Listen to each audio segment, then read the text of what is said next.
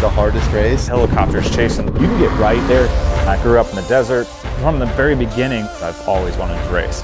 I've got to see racers hawk strategy. To be the people that can do that, desert racing and rock crawling combined, it's ridiculously hard. We want to share this story. Josh, never racing before, to racing King of the Hammers in 2022.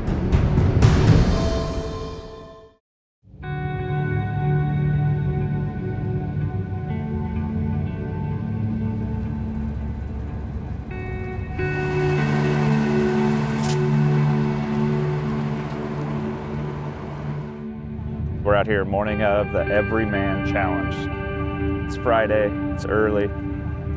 We're up before the sun came up, just getting ready for all the cars to get staged and lined up. And you got guys who've been out here racing for years and years and years, and they know this place well.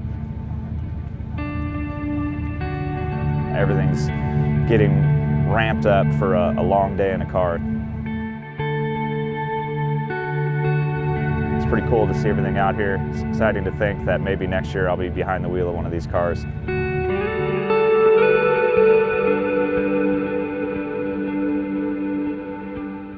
How are you? Good, how are you? Good. What's going on? Nothing.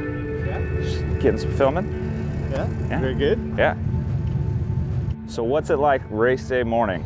Race day morning is usually the calm before the storm. You know, I mean, I think you feel a little bit of readiness, but at the same time maybe a little bit of anxiety or tension just on you don't know what's really to come.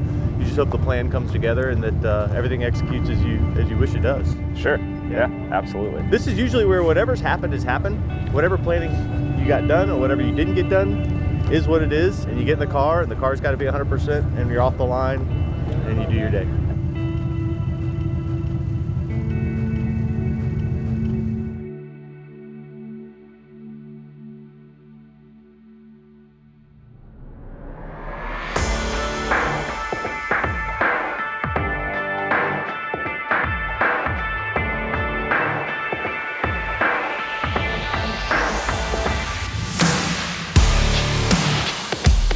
So on this day for the Everyman Challenge, right, you have your Legends cars, which are retired old big cars, or 4400 cars. They got to detune them a little bit in the suspension and the wheel travel.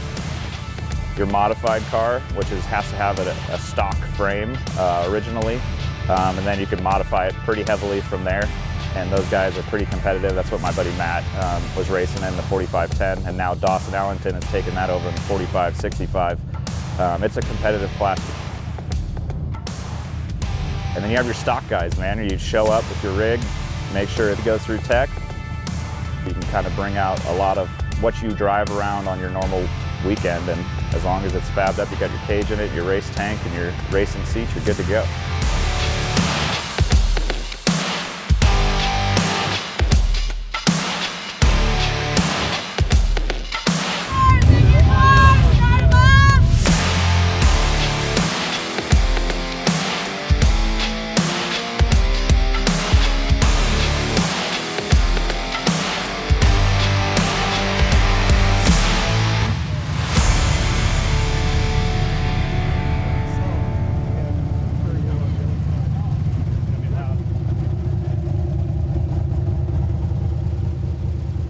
Be yourself. Huh? Be yourself. We don't want that. There you go. All right, we're out here with Dawson Allington. We're part of the Tribe 16 crew and Baby Jeep Racing, of course, and so it's a big day for you. I know you've been out here, you raced last year, stock class, and now you stepped up in the 45 car, so how you feeling? Tribe 16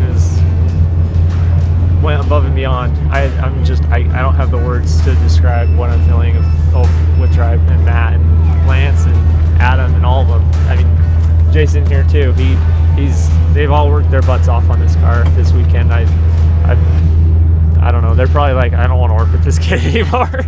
Not the case at all. Actually, the car has a lot of history for us. You know, it was previously 4510, now 4595. It's a part of us, or we're a part of it, one of the two. And Dawson really just showed up in the stock class and killed it, and wanted to step up. And I think it came together really, really well. So we're looking forward to watching him race today and getting a good finish and just staying calm, cool, collected, and sticking to the plan and executing. Set these hills on fire.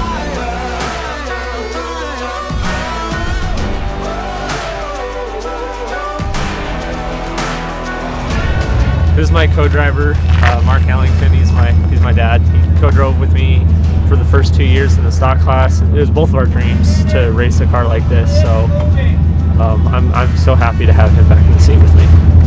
As a co-driver, he's responsible for looking at the course on the iPad. We use lead nav in this car, and Lawrence as a backup.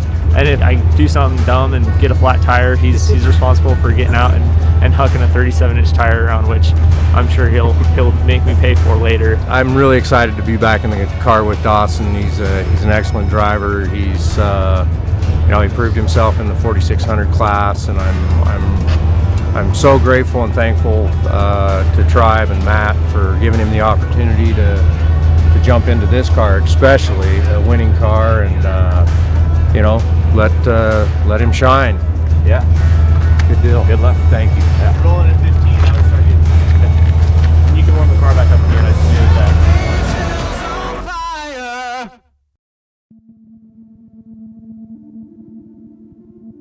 You can start to see the intensity start to build. You have to roll your car through tech and make sure that you have all your safety stuff.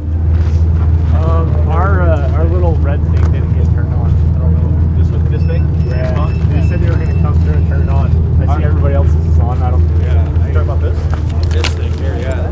They said so. If you line up, let's talk to somebody. We're gonna get a tracker on Okay, now. don't flip that right now. Just as you kind of go up, somebody finally point to it. To every vest that's official you see, you know? Tracker. What about it? They're putting it on right now.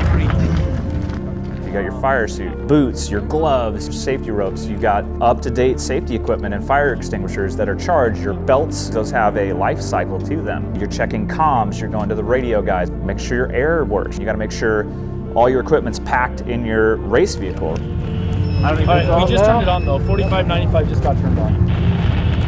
4515. All right, we're good. We're good. They carry spare tools, they carry spare parts. So are those things packed right?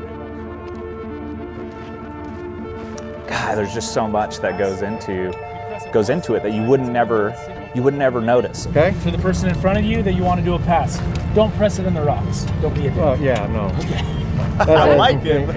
When somebody's trying to pass you, it's going to pop up and say pass in orange. That means somebody's trying to pass you. Okay. If you know that you got caught by a faster guy, okay, Absolutely. and you want to go ahead and acknowledge the pass, then you need to press your pass button. It's going to say okay on your screen. If other people stop though, because you guys are in bad shape and they're hitting their medical and I'm getting multiple medicals in an area, we're going to send a helicopter. Okay. All right. You got a horn, and then if the horn doesn't work, you give them a little nudge, but with these, at least you give them a little bit more of a heads up. Still give them a nudge if they don't get out of the way when you're asking to pass, but. Yeah.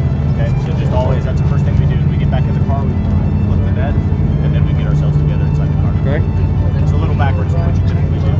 Find your groove, race your race, don't worry about the others, let it come to you. Okay?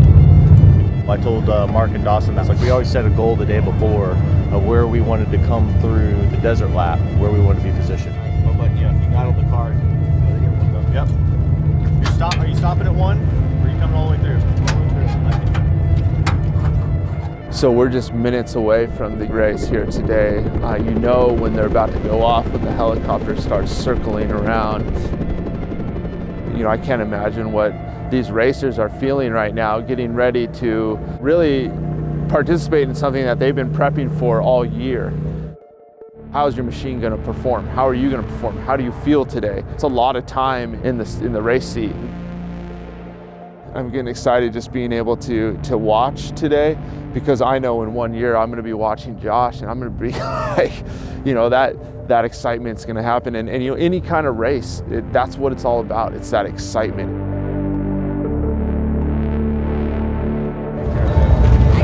Nothing else matters right now, but this moment.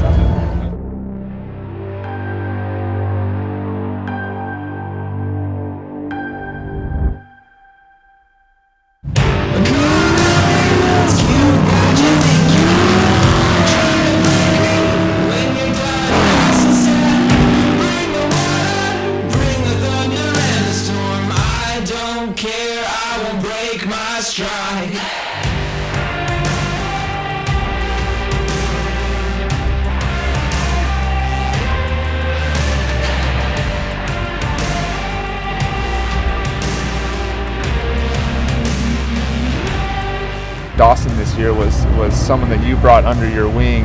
You know, he took the possession of the car in October of last year. Drove it in that race in October, which was in Oklahoma. First time he was ever in the car. You fast forward a handful of months later, here we are in King of the Hammers. It's a perfect timing for us because Matt Howell's not racing, and he has a little different mindset now. He's taking Dawson under his wing this year, basically doing everything that would be awesome for Matt to do with Josh.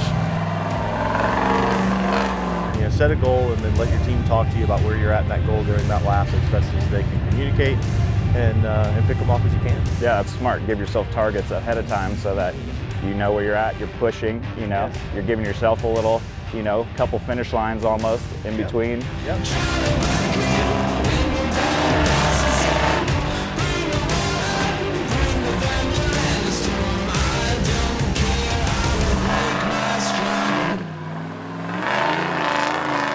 One of the other great things that came out of this year's King of Hammers is I got to spend some good time with my buddy Wes.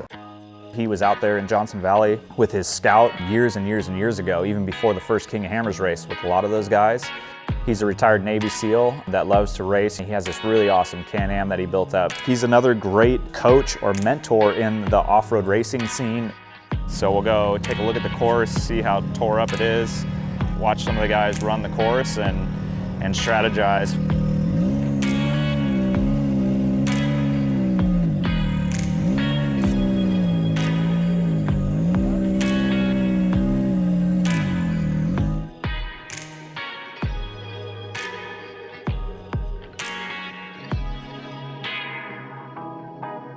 So this is a cool spot because it goes up over Resolution and then down to Guacamole. Okay. So it's funny because you see the difference between the cars. This one's, you know, a pretty legit car. Scooting pretty good. Yeah, and he's in 4 high, obviously. Where we saw that heavy metal come by earlier, they crawled up this. Yeah. Once you get over the other side, this is another route too. Right. And it's really, really soft over here. But as soon as you get over to the bottom, you think you're clean and you can just hit this whoop section, you get to the lake bed. After this, you got to turn right and go to Guacamole. And it looks like they're going down this year.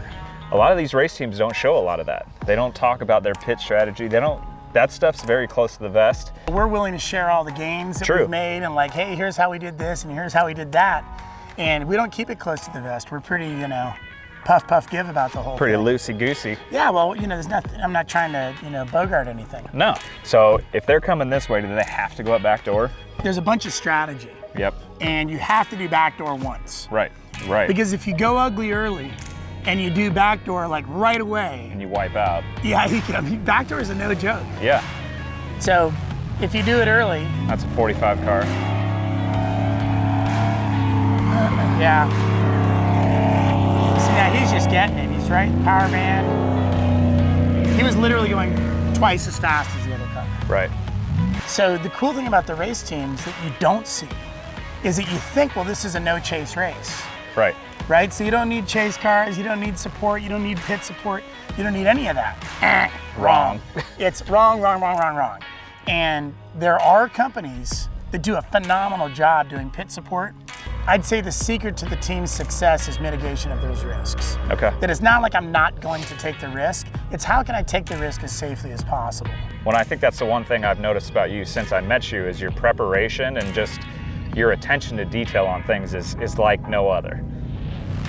Who we got here? We got another Legends car coming through. Yeah, and that's a good one too. Yeah. That's a... Is that a bomber car? It sure looks like one. It's not bomber though, but it could be a bomber car. Yeah. But there is a bunch of different approaches. Yep. And it seems so pedantic to say you gotta finish to win. Sure. But like we were at the mid, we were doing great, didn't finish. I think that's a lot of what I'm doing this year, even out here, is like, I mean, coming out here watching these guys even try and scoot up this hill. So what is that gonna look like on race day next year? Yeah. And so. It's probably not gonna be this warm. Yeah. You're so close to Matt out in Texas now that it just wouldn't occur to me to do something that he didn't recommend. I think there's a lot of win to starting off the racing deal standing on the shoulders of giants. You know enough people and you could be hooked up with enough of the Matt Howells and the good dudes where you could campaign a car that's got ghosts in it. You know, that's done this, that all you gotta do is give it some reins and it knows what to do.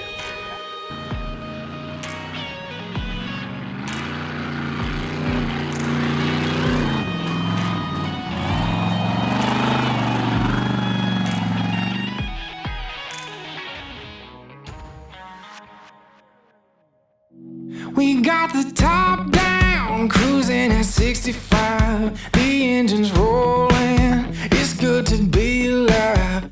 It's a big leap, coming from the class he was racing prior to the class he's in now. We watch the sun rise up, we watch the sun go down.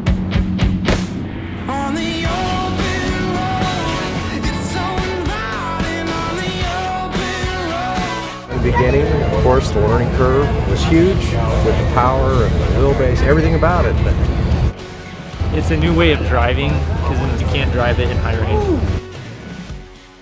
I could see that stepping up every rock trail we went, just stepping up, stepping up, stepping up. There's so much more throttle control. Throttle open wide, wheels to the black top, never look behind. The only guarantee is that we're free now. We watch that sun rise up, we watch that sun go down. On the open road, it's so inviting on the open road. That's where you'll find me. I just let the motor idle and it gives the gas just to give himself a bigger rock.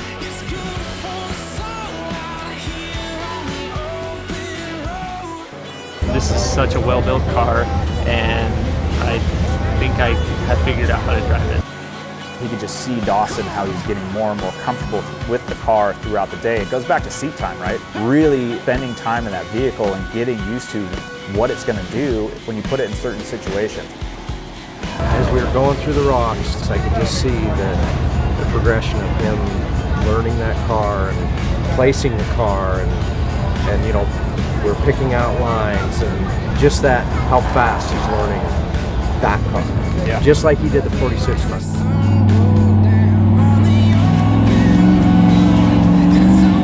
So Dawson at 45.95 is doing really well today. He's on the home stretch, bringing it in. We're doing our best to communicate with him and tell him where he is with the spreads. If he keeps holding the position that he is now, he'll be in about 15 minutes. Towards the end, he was driving it like he'd been there forever. All the way through Heartbreak Ridge and all that, I kept, my whole emotion was just getting really built up, but I just tried to keep it down. You know, we're not there yet, we're not there yet. We gotta cross that finish line.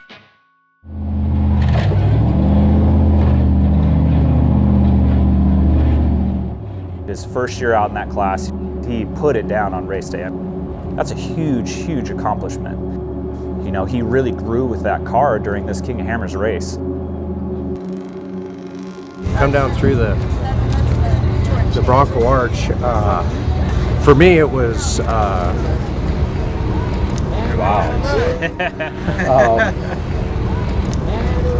I mean, absolute elation. Quite emotional for me because we've been working at this thing for so long, and this is Dawson's dream.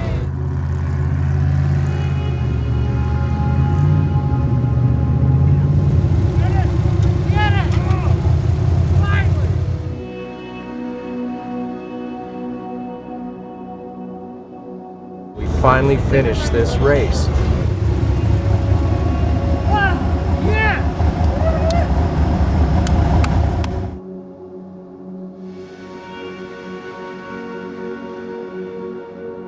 Everybody kept asking me, you know where you finished, you know where you finished? I'm like, I finished, I don't care. It's kicked my butt in the past, and I was just happy to conquer it.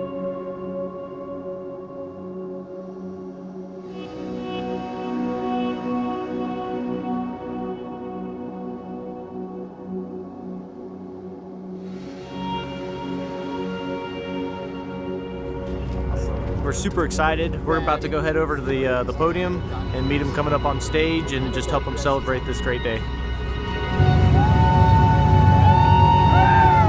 For him to be able to achieve a finish at King of the Hammers, which with all the medical stuff that he's gone through, and as a family, it was just absolutely incredible for me as a dad to be part of that and to be able to be in the car with him and help him succeed at that and help him to achieve that part of his dream.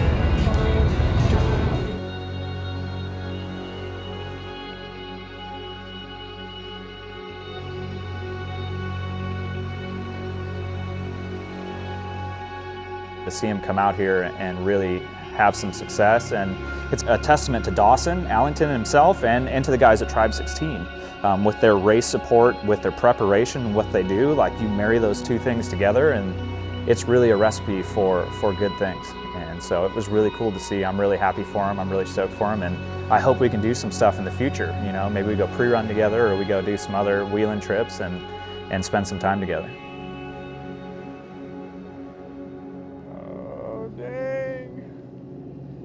Here it comes. is. Coming in hot. Whoa, whoa.